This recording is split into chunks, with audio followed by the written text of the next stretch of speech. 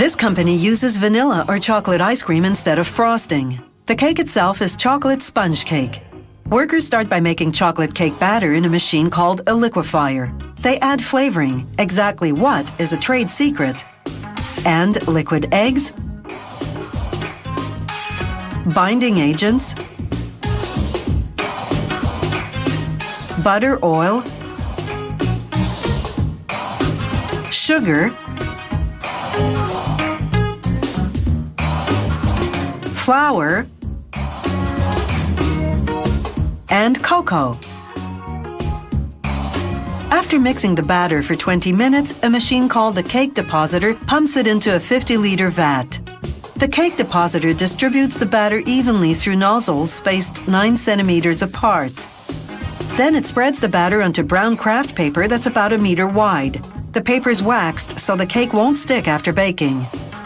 The machine funnels the batter into an even layer that's 6.5 millimeters thick and 91 centimeters wide. Workers make between 8 to 10,000 Yule logs daily, depending on the size. After baking for 7 minutes at 260 degrees Celsius, a conveyor moves the cake out of the oven at 1.8 meters per minute. Next, a circular saw separates the cake right down the middle.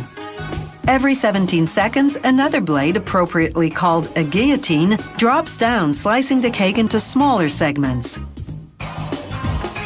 A machine pours strawberry jam onto a thick layer of ice cream. This creates 3 layers, including the cake slab underneath.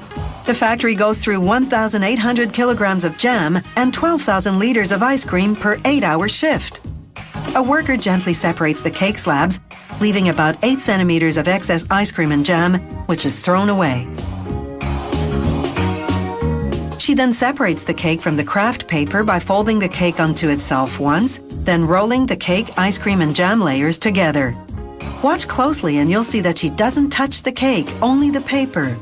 She wears rubber gloves to prevent her hands from sticking to the paper. The worker rolls the cake into a machine called a slicer. It cuts the cake into 3 20-centimeter long segments called logs. The slicer deposits the logs into plastic trays. Another machine now decorates with ice cream. It covers the surface as well as the ends. The ice cream decorations are lace and floral designs.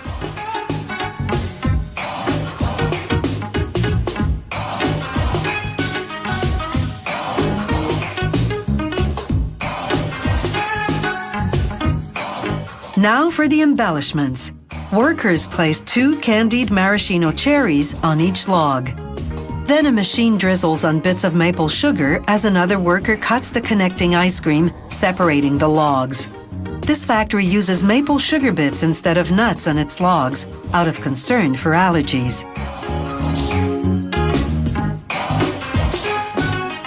Next, a plastic poinsettia on each log. Then a plastic Joyeuse Fête, French for happy holidays.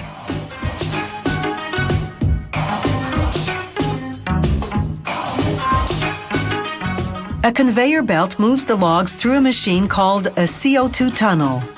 Inside, sprayers blast the logs with a mist that instantly freezes them. This mist is carbon dioxide refrigerated to minus 85 degrees Celsius. 5 minutes in the CO2 tunnel super freezes the outer layer so workers can handle it easily.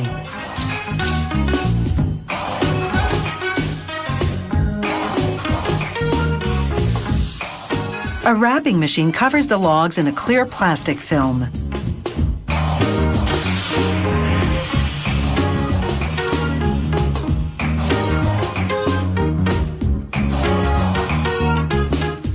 Then another machine simultaneously cuts and heat seals the plastic, enclosing the logs in bags. Finally, a worker packs the bags into boxes for shipping.